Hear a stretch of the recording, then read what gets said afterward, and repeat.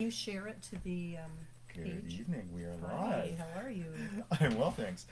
Um, Finally, we figured it out. Like that was not easy. no, it was not. No.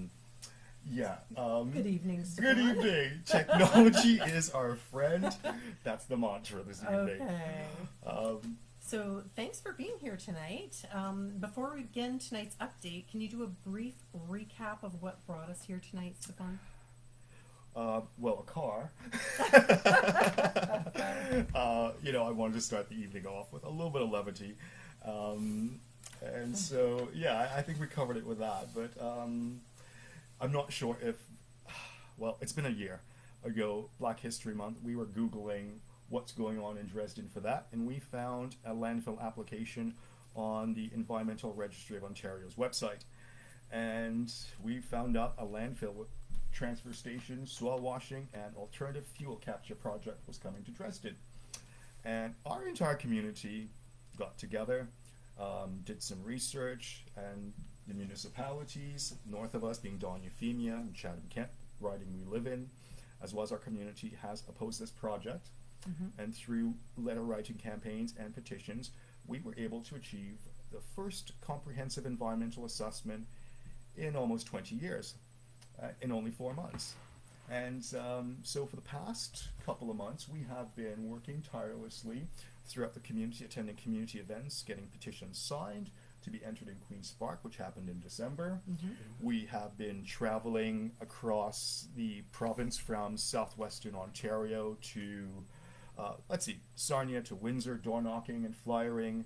Over on the Michigan side, we were from Port Huron to Windsor, Detroit area, door knocking and meeting with Ministry of Oceans and Fisheries, Michigan side and Canadian side, and doing a whole lot of work prepping for comprehensive environmental assessment. Yes. And that kind of brings us to where we're at today, where in doing all this work, we've managed to build an amazing team of scientists and community supporters. And I want to start by thanking Environmental Defense, Dr. Wilf Ruland, who was the chief scientist for Walkerton and helping to fix that tragedy.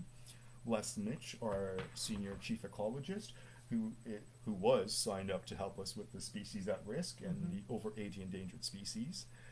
But also, before we move on, I wanted to take just a couple seconds to thank our community and for their support, for their understanding. Like tonight, we started 5 minutes late because we are just learning technology. But more so. And it's different on every page. Yeah. But, I really wanted to thank businesses like the Ken Houston Memorial Arena, Czech Hall, the Dresden Legion. Rotary, the Legion, businesses like the Hog Wagon, Magic Bridge & Co., So many. Crystal's Flower Shop in town, Yes. Babcock's Jewelers, for the ongoing support, and for the support of our volunteers that constitute DresdenCARED. So, thank you. And I'm sure this weekend there has been a lot of communication and questions on social media. Oh, yes. Can you give us a recap of what happened last week and where we are today? Oh boy, last week, Holy Week. Yeah. Yeah, Wednesday, Queen's Park opened, the throne speech happened, and then Thursday, the Ministry for Mining and Energy shared a bit of the white paper that they had, that how it would affect their ministry. Talk louder. We're not. Oh, so last Thursday, I got an email with some information from the Ministry of Mining and Energy, and on page 8 of that document, broad as day, on the top of the page, it lists the removal of the environmental assessment for York 1. And then the second paragraph talked about Ontario Place. We have no idea why the Premier would put 2 infrastructure projects in a mining portfolio. Doesn't make a lot of sense, does it? No, it doesn't. So that's kind of what's brought us here today. Obviously, the removal of an EA would have broad implications. Yeah, big time. Can you explain Bill C5 and its implications for Dresden and Ontario? the broader bill, the province's bill Unleashing Ontario's Economy Act, it's a tough one to sort of explain. I can try to encapsulate it. One, it removes environmental compliance. Two, it removes the government's duty to consult with the public and the First Nations. And so those are two of the big impacts of this bill, as well as it guts the Endangered Species Act, as well as wildlife protection. So there go our 83 plus endangered species. Yeah, fish, eagles, turtles, the perch in the river, the pickerel, all the things that the First Nations as well as our communities rely on for either cottage industries. I myself, I really enjoy the perch dinners at Burns Restaurant. And so I'd hate to see those perch that are spawned in our river here in Dresden die off and that no longer accessible to us. Yeah. We've received some questions on social media. Would you be able to help answer some of those for me? As best I can. Okay. First one we got. Does the fact that York One sold a large portion of the property affect the wording in the legislation? Good catch.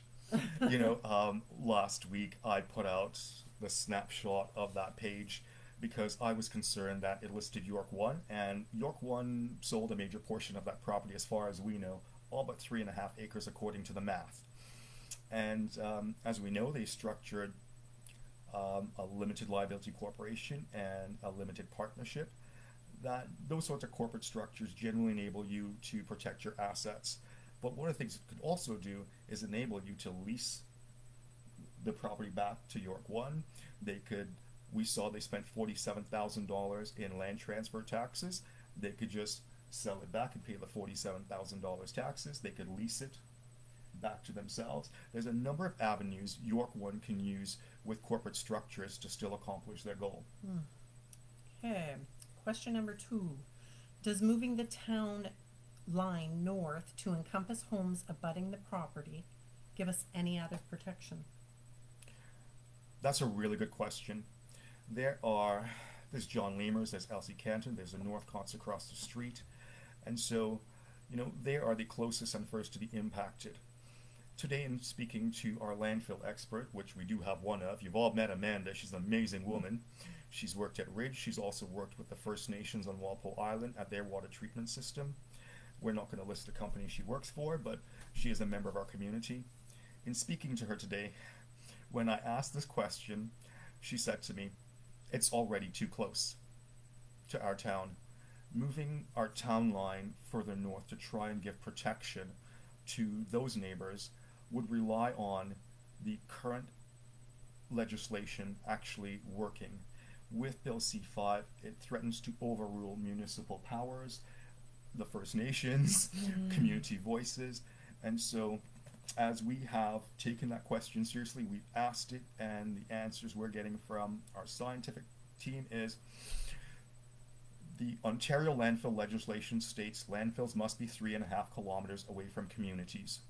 That's the minimum in Ontario legislation. C5 will overrule that, and that will no longer be the standard.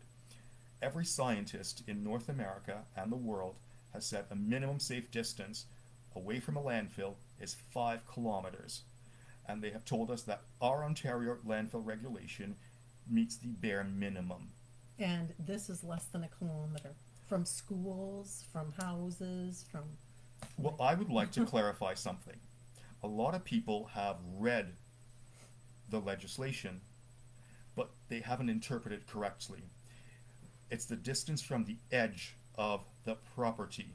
York One purchased 50 acres north and almost 94 plus acres south, which means if we're measuring according to the Ontario landfill regulation, we're measuring from the edge of their property, which is by DNR rental, on our town line. So they are right on the town line. This is why our scientists have said they're already on our town line. That is too close. Yeah. Moving our town line 500 meters north to try and give John Lemers, Elsie Canton, Bernie Cartier greater protection. This potential C5 will smash all of that. Is there any way the town can bring a class action lawsuit against York One? Wow, Michelle, I gotta take my glasses off for that one. That's a heavy question. I know these are not easy answers. Um, yes and no is the simple answer. I was told if this gets forced through, yes, there's a good case for economic damages. Number one. Number two, but that hinges on this going through, and we don't want this to go through. Right. I know people have talked about if I've just recently purchased a home and I didn't know what's my recourse. You know, that's an individual question you need to talk to the Ontario Real Estate Board about. Mm-hmm. You need to talk to your lawyers about. And as of now, nothing has happened yet. And so, even if you reached out to them, the best they may be able to do is prep paperwork. But until real damages happen, we can't really act. It's a waiting game. Yeah. Okay. Okay, next question. Ford's justification of canceling the EA were trade issues and tariffs. Are there tariffs on garbage? Oh, Michelle. Last year, when we were being stalked by York One employees on social media, who kept dropping little pins as to where it is they were going, one of those truck drivers dropped a pin at a place called Carleton Farms, and just south of Michigan, and it had a contract with York One to move stuff there. Before we crossed the border, we looked at the international trade deals, and one of the things I looked at was specifically, where does waste fall in under this? And so waste does not get listed anywhere in any of our international trade deals.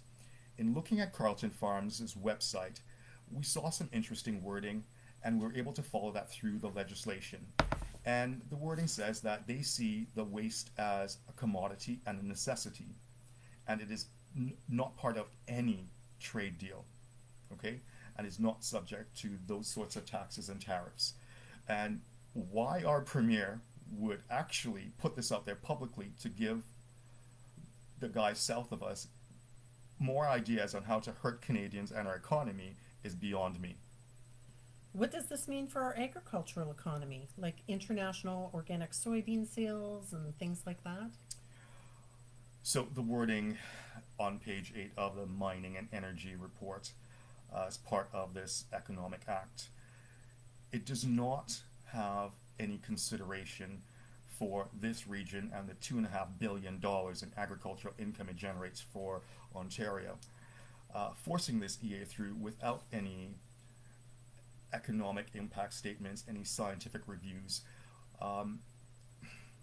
We know that the organic soybean designation around here that participates in international trade has very, very high standards to meet. You put a landfill in the middle of our town, 100 meters from a food manufacturing plant, and crops of organic soybeans, tomatoes, and vegetables, we're pretty much guaranteed the landfill stigma will evaporate the organic designation and any profits made from that. The lack of any understanding of its location and impact on agriculture poses a great concern to myself and every farmer around here. Mm-hmm. Okay, so those were our questions. Well, Something about what happens to some of the produce that is grown around the Ridge landfill? So at the beginning of this, we went down to Ridge and we toured and we met with Don Thompson, who is one of the farmers still at Ridge, and he's been there. Their family's a multi-generational farming family.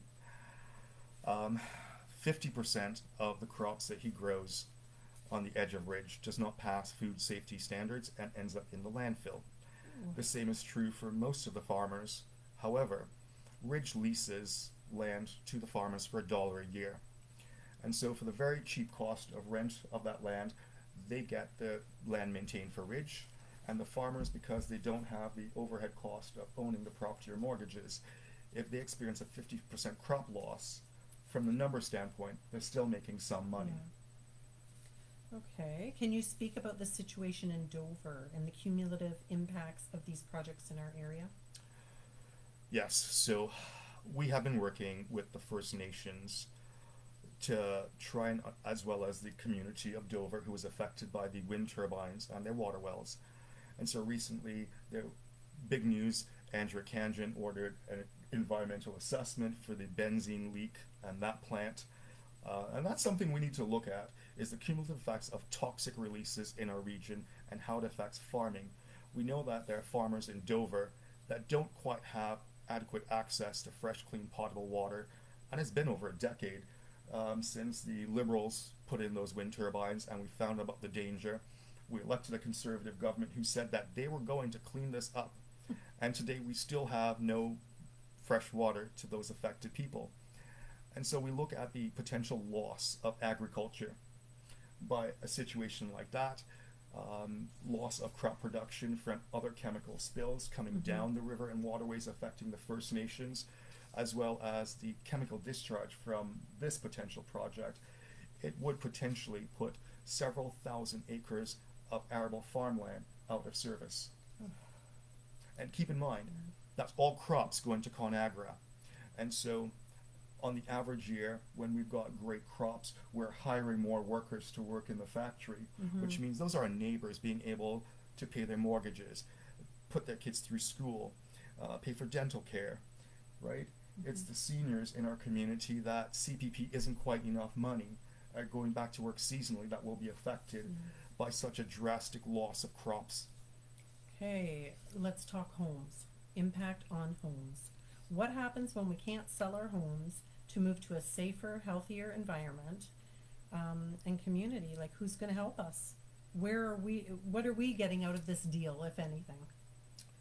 Now, that's a question I have seen reflected on quite a few Facebook platforms over the weekend.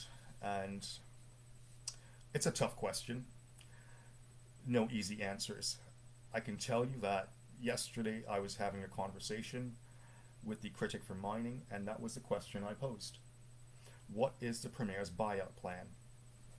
We know that normally landfills have community agreements.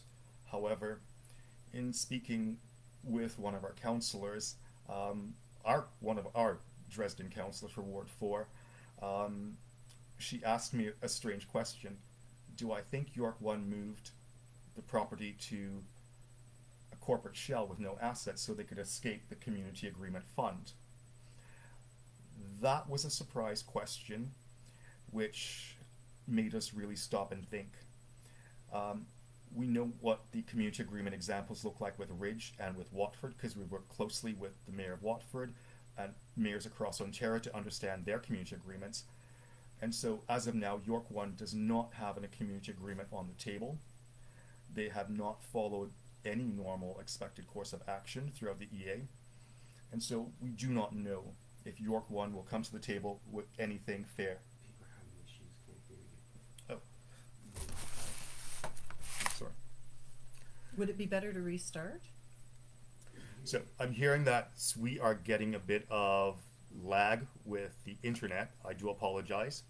It might be better on replay when we're finished. We'll see. Yeah.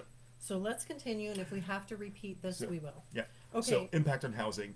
Normally, the landfill company would come with a community agreement. We haven't seen that. We do not know if they will come with a community agreement because this new C5 wipes away all the expectations. All responsibility. Through the Landfill Act and the Environmental Assessment Act. And then we have to think about organic waste smell. Well, 365,000 tons of organic waste does smell. 6,000 tons of rubble sitting there. You will see it. The asbestos, oh yeah, we're getting that now. What about our taxes? Are we going to get a break on our taxes because we have to live so close to a dump?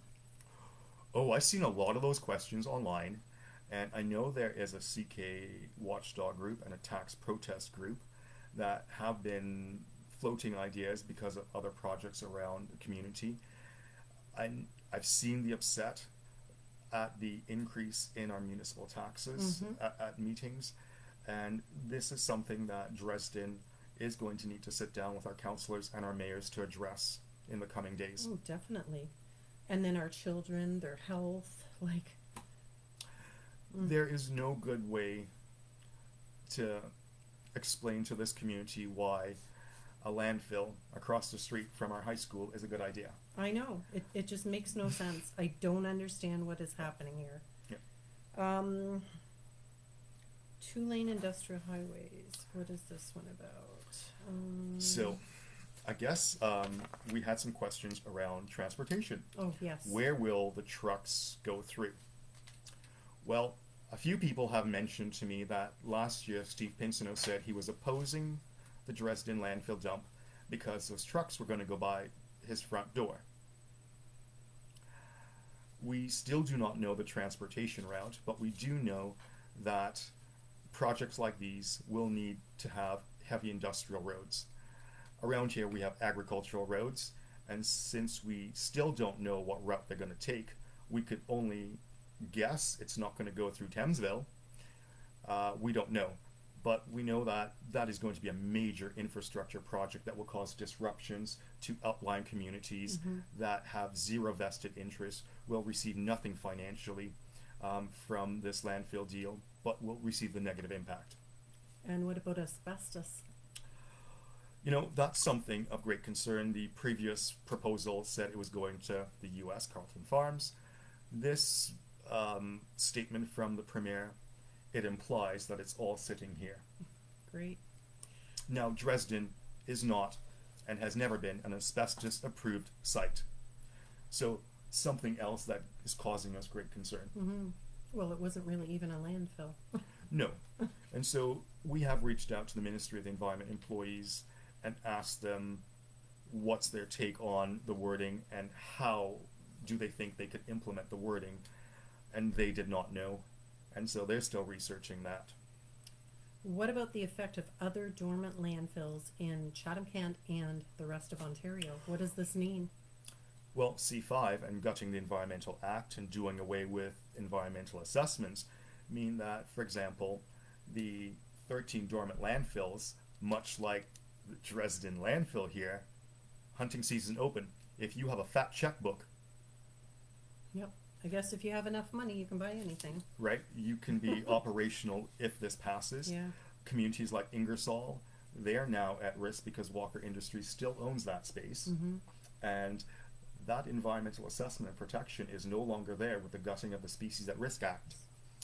The First Nations territories in Northern Ontario and across Southwestern Ontario are now at risk.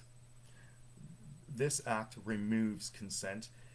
It removes even having to talk to us. And so when a government decides they will not participate in dialogue and they are going to do whatever they want and no MPP will answer a question, we've gone from a democracy to a dictatorship. Scary. Okay, so what are some of the troubling aspects of this project that keep you up at night? Michelle? Yes, the species at risk, the turtles, the eagles, and what could happen there does cause me great concern. But it's what was listed in the hydrogeology report from York 1 that keeps me up at night and causes me to wake up in the morning and fight to the bitter end. We saw in their hydrogeology report a couple things. One of those things was the Kettle Point aquifer that runs under that property also runs under our town. It's anywhere between 6.5 meters to 13 meters deep, and on top of that there is a layer of natural gas, hexane, and other flammable gases. And in talking to the Ministry of the Environment staff and in reading their reports, one of those reports said that when York 1 puts down their membrane liners for the landfill as well as for the construction stuff they want to crush and wash, it is going to prevent the aquifer underneath from recharging. Now, I am not a scientist. I had to call up experts to ask these questions, and so I'm going to try to give you this in a way that everybody can understand. In the oil industry, when you're drilling for oil, you pump something called slurry into the ground at an equal rate to stop that cavern from collapsing. Okay? an aquifer might as well be an oil reserve, okay, if we're using this example. And so when the ministry says your ground cover will prevent the aquifer from recharging, it means the water level will drop. And when the water level drops, the ground will subside. Subside means fall in on itself, under the weight. We've sort of said the organic waste was going to be 1/3 of the weight of the Great Pyramid of Giza at the end of 1 year. What we did not do was do a calculation for 7,000 tons of waste staying on site, being brought in daily. Mm-hmm. And so with 8,000 tons a day, it means we're going to have the Great Pyramid times several, the smaller pyramids, and the Sphinx sitting on top. Picture it, it's like a balloon, right? And the water's leaking out, and the gas that's in the shale layer will fill in that pocket the water leaves. And when that collapses, there's great fear that there will be some sort of underground explosion. Like what happened in Wheatley? Well, Wheatley was, dormant wells that exploded because they were old, they didn't know they were there. Mm-hmm. And so we were hoping that through the comprehensive environmental assessments, we could take some of the anecdotal evidence that has happened around here, for example, Wheatley, but we can also take the 1957 cave-in in Dresden that killed a bunch of people, where the notes in the diary talk about the clay. And so Eric Philpott, who's doing that documentary, he's brought in an amazing geotechnical expert whose name is Mike Diaz-Dio, who's done recent borehole drillings and talks about I'm going to get the pronunciation slightly incorrect, Vared clay, it's V-A-R-E-D, and which is a sedimentary layer of clays interspersed with sand and water. And what happened in Dresden is as they were excavating, because of the layers, it was like a deck of cards. It caused the collapse and killed a bunch of people. Now we know today we're going to be using backhoes and big equipment, and so a cave-in is less likely to happen. But once we remove all of the soil and go down to just above the aquifer to start putting in that new clay that they would need to before the rubber liner, we know that we're going to be right on that gas layer, not bedrock. And so one of the things we've also been doing since the York 1 hydrogeology reports were really light on info that mattered, but they did tell us where every single active oil well was in the entire region. Okay, so they know we're on an active oil and gas reserve. They know this. So one of the things we're working to do is measure the depth of the aquifer, try and figure out where the bedrock is, and also the soil density. Those are three things that were missing from their hydrogeology report, as well as we only saw one well down gradient for sampling water and testing. And so again, we were hoping a comprehensive environmental assessment would have ensured they did the work properly and they put the monitoring wells and stuff in the right places. But unfortunately, we saw in their hydrogeology report that they'd already fractured the shale layer, exposing hexane and methane gas into the neighbors' water wells. And so that gas component in the aquifer troubles me, especially because Gary Webster shared a story with me. Back in the day, in the 1950s, 60s, there was a Ford dealership in town. And during a year of drought, the Ford dealership used a little bit too much water to wash their cars, and it caused a giant 20-meter sinkhole in the middle of town. Wow. That collapsed. And so we have historical evidence that the aquifer around here may not be as stable as it possibly could be. And so that's adding to the things that keep me up at night. That's scary. This is really heavy. Is there any hope for us? Okay, yes. Like I said, this thought keeps me up at night because it's the equivalent of sitting on a ticking time bomb, not knowing when it will go off. Okay, if this bill goes through, that's our future. And so, yes, there is hope. When we found out on Thursday, we reached out to municipality, we reached out to our lawyers. I know our team has maybe had 3 hours sleep a night most nights. Okay, so we have been working around clock. There is hope. we have spoken with our lawyers, we have spoken with members of Parliament at Queen's Park, and have availed ourselves of their legal teams as well this week. And so there is hope, there is a light at the end of the tunnel, but here's the caveat. Last election, we handed every political party a very fat binder of all of the documents we got from the Ministry of the Environment. And we found that this government has used that information to fight us, Yes. to force this through. So, I'm going to sit here saying to you, I have a smile on my face for a reason.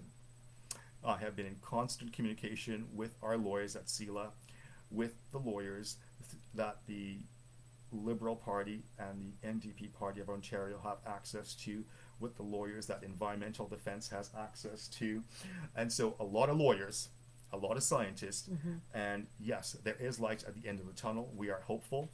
And I'd like to echo what our mayor has said, because we have been working hand in hand with Chatham-Kent since day one.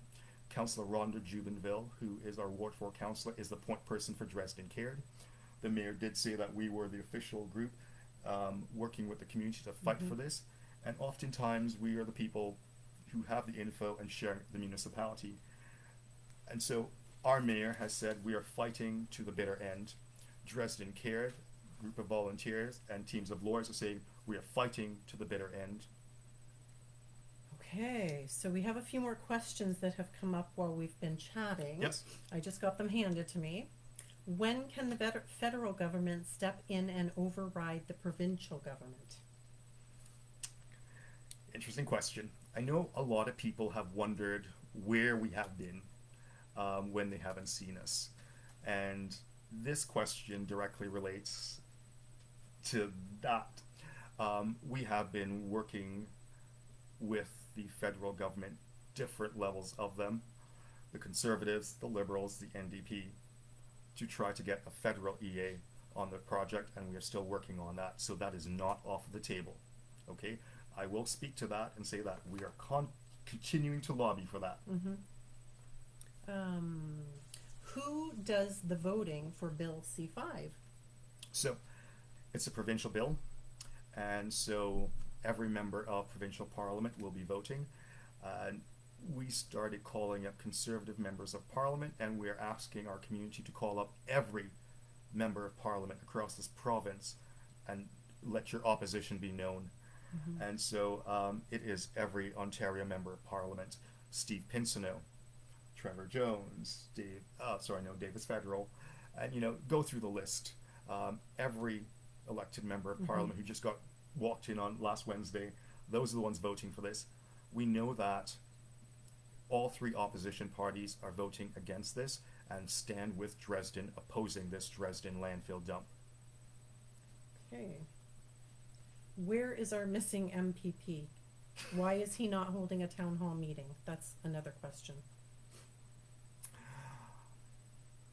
Our members have been, let me phrase that, our card-carrying Conservative members of DresdenCARED have been reaching out since last year to our elected MPP.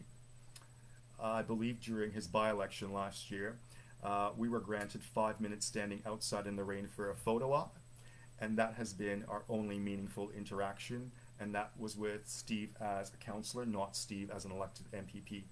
Since then, he has not returned any emails or phone calls and has essentially refused to meet with us. Okay, guess that answers that.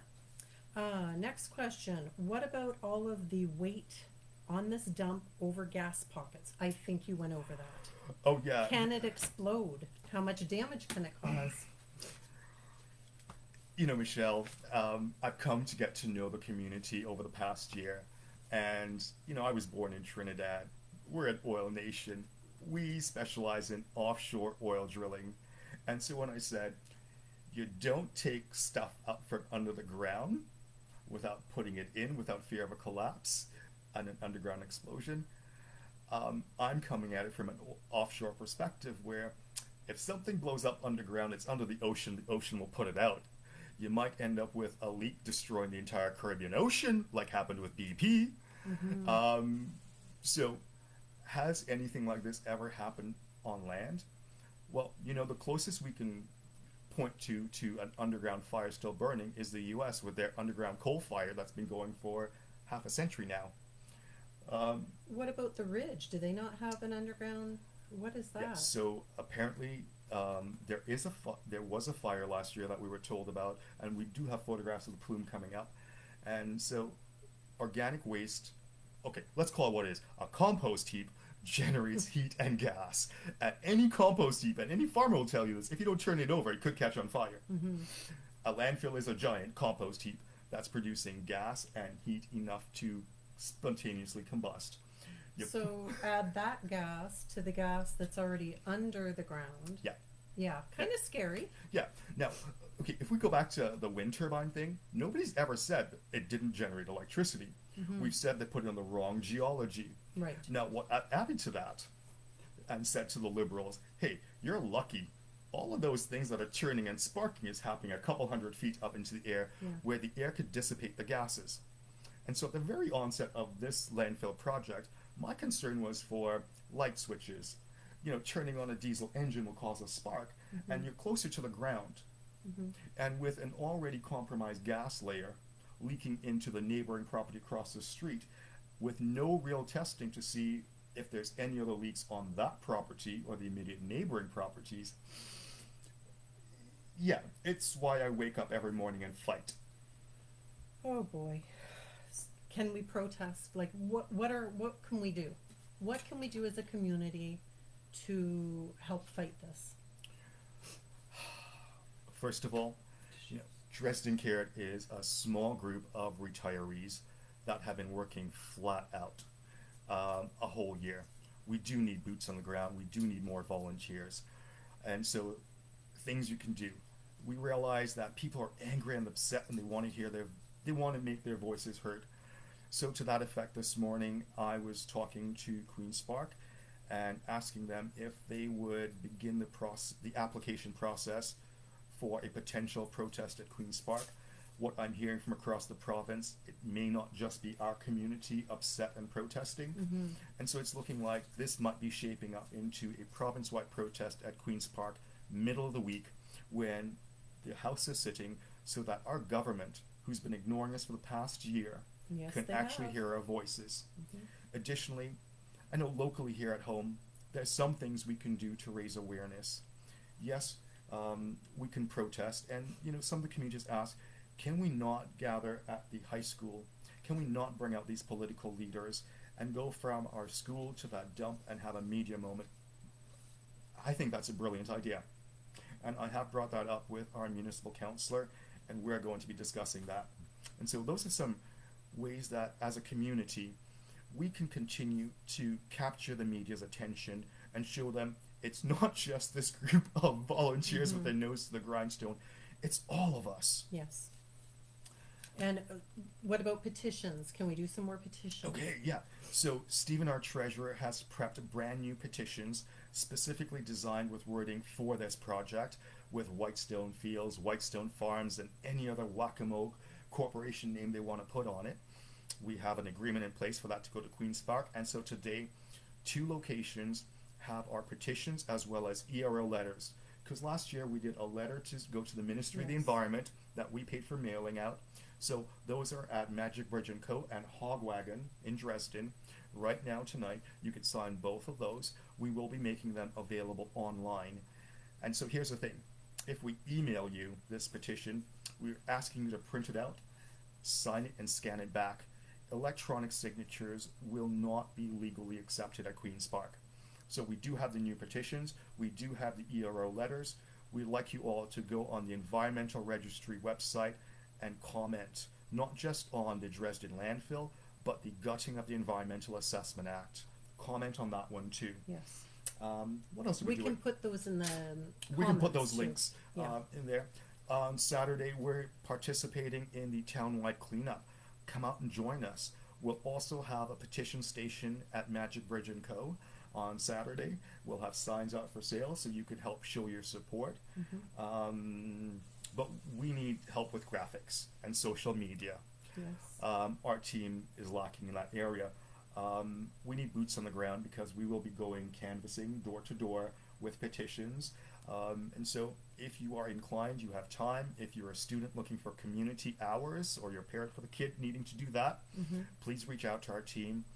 We need all the help we can get. Because we're limited in time. Yeah. We only have 30 days to respond. We lost 5 days of it for Holy Week. Yeah.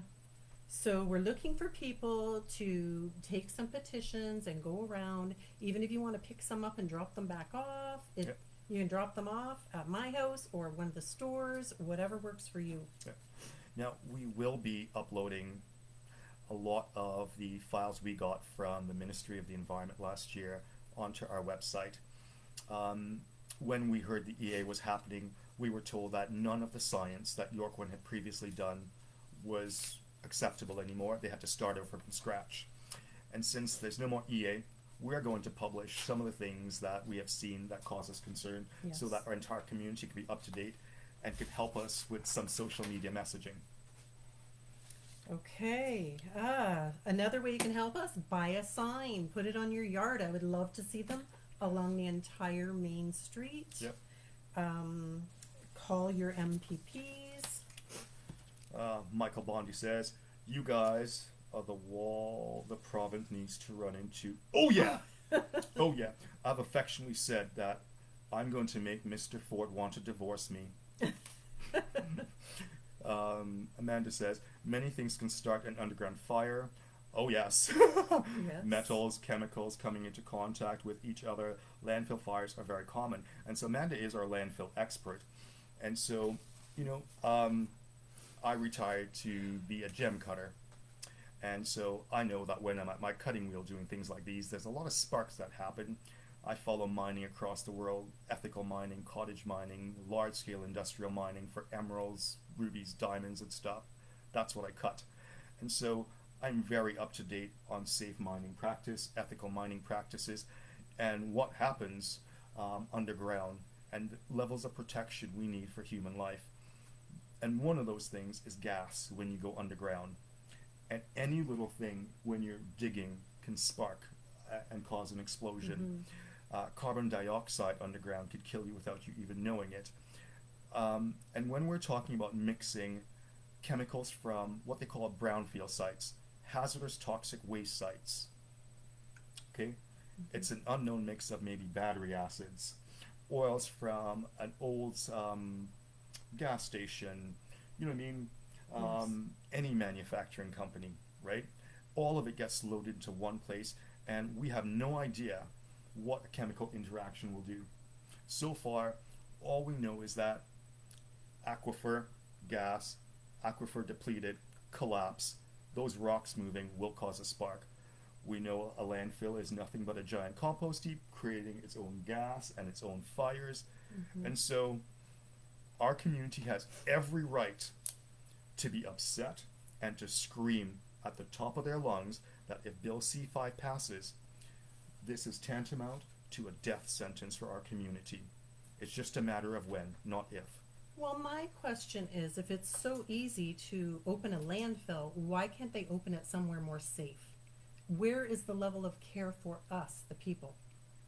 Do we not matter? Does our health not matter? Our mental health? Like, this is abuse. You know, the candidate the current MPP, as candidate running an election, refused to answer any questions. And those are questions for that individual. Yeah. I'm going to be blunt. Okay. You know, we have done our best as community to become self-informed, to work with experts to get the most accurate information so that we're not fear-mongering and we're not libeling ourselves, right? And that's why we're very cautious. You know, I had a conversation with Michelle Molesky, and she had the audacity to ask me if I was a paid spokesperson.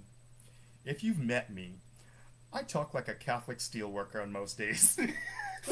Okay. So, yeah. Where were we going with this? The lack of care for, Like, why can't they pick somewhere that is not less than a kilometer from a town, a large town? If I were to answer that, I would sound like a Catholic steelworker on my lunch break. I know. And that's the pure fact. But, you know, at the end of the day, our community was blessed by having a couple amazing people like Michelle Williams and Stephen Peacock were the ones Googling February 1st last year, Dresden, Black History Month, found this, had the conversation, right, and decided that we had to share this with everybody. And because they acted so quickly, we were able to inform community. As community, we were able to respond and let our voices be heard and set a Canadian record for a comprehensive EA in 4 months. Mm-hmm. That's because of each and every person watching right now and each and every person in our community. Yes. Right? That was your doing, not ours. Okay? And so as we move forward, we're going to continue to remind you that it's people power that's gotten us this far, and it's people power that will continue to get us there. And it's this people power that has caused SELA to commit to working pro bono from the start to the bitter end. Other communities have spent fortunes.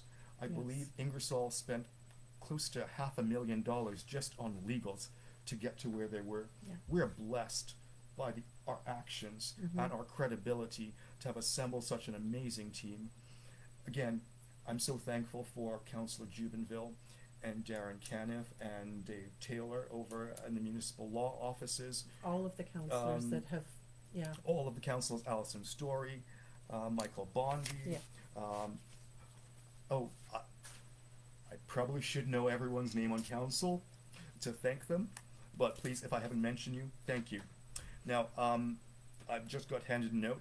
Please sign the DresdenCARED petitions as well as the EROs. So again, Magic Bridge & Co. today as well as Saturday, and ongoing health petitions and ERO letters, Hogwagon, and we're going to try to get them into places like we did last year in Chatham as well as Walpole Island at there. Oh geez, I should know this. Spirit Soul is the store if you're down on Walpole Island. I know Rob, our downstreamers, worked really well with several businesses in Wallaceburg proper. And so you will be seeing signs saying DresdenCARED petitions here on store windows. Please go in, please sign, or go to, they will be going live on our website at some point in time as a downloadable PDF so everyone can download it, print it, sign it, scan, email it back to us. But we are limited on time. We have maybe 25 days left. May 17th is the deadline. So we need to have it in 2 days prior. 2 days prior, we need to have this in, so we have 22 days left to go. So, to wrap this up, I know a lot of the answers people were hoping for did not come across as real answers. I know I cannot share, and neither can the municipality, the legal strategies we're going to use. But take comfort in the fact that Darren Caniff and myself are standing here staring down the province, staring down our own MPP, staring down the barrel of this saying, no, we're fighting. We've assembled the right teams, we've got the info, and we will do whatever it takes from now till the end to make sure this does not happen. We got this. Yes, we do. So, if you have any time to volunteer, send us an email. We obviously would love your help. If you are good at social media stuff, again, we really need help there. Please reach out to us. We will update you on potential province-wide protest as we know more.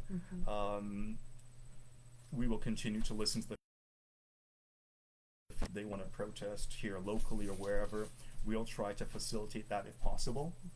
But I think our next group event where you can see us will be the cleanup on Saturday at Rotary Park in Dresden with the Horticultural Society.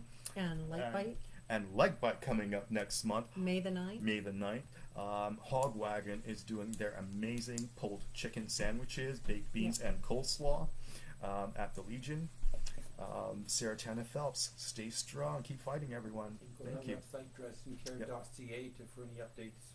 Yes, please go to DresdenCARED.ca for updates. You can also donate through there. Rob is telling me the store name in Walpole Island is Turtle Soul. So our petitions will be there shortly. ladies and gentlemen, do we have any other questions? I haven't seen any more questions come across. I think that's it. All right. Thank you everybody for joining us and listening. Thank you, Yes. Stefan, for all your answers. Much appreciated. And thank you to the community for your support. And we need it now more than ever. We are limited on time, guys. Remember- This is the final crunch. This is it. Your voices matter, and if Yeah. Bill C5 passes, we will have no voice as Ontarians. Keep calling every single MPP across Ontario, Conservative, Liberal, NDP, or Green. Call them. Tell them your voices need to be heard. Residents garbage possible? Yes, I believe. Did not the mayor say It's a possibility. it's a possibility? Yeah. Question was, is residential garbage a possibility for this Yeah. site? Yes. So what happens in Toronto? Funny story. They put in all these amazing recycling bins where you get to separate stuff downtown Yonge Street and everywhere I grew up and used to live. And then they all go to a sorting facility where after you spent the time to separate this stuff, they dump it all in the same pile, negating any sort of recycling efforts we've done as individuals before it gets trucked out. So, yeah, organic waste, household garbage, right? And so we know the organic stuff smells, the household waste. You know, as people concerned about the environment that want to recycle, we wash out the tins, we wash out the bottles and stuff. Well, guess what? If you're in a condo with a tiny little garbage can under your sink and access to a garbage chute, guess what you're doing?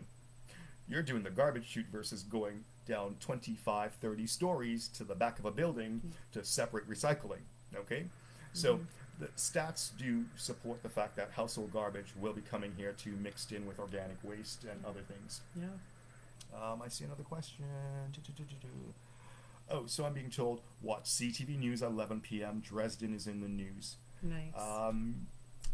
Yeah, so I have to say thank you to Michelle Molesky over at CTV News. She's done a great job reaching out to us. Heather Wright, Pam Wright, Elwood Shreve. There have been several reporters reaching out to us to make sure that our community's voices are heard and continue to be heard by the people that can make these decisions. CKXS. Oh, and CKXFM. Can't forget them, the local guys. There's too many people to thank. Obviously, our volunteers would not be here without all of the help we've gotten from the community. And again, we are community pitching in alongside all of you. So, Okay. Well, thanks again, Stefan. Michelle, thanks for having me at your home. Thanks for volunteering and doing this, by the way. You're welcome. And Sorry for the drag earlier. thank you guys for being here with us. So Yeah. we will keep you updated. Bye.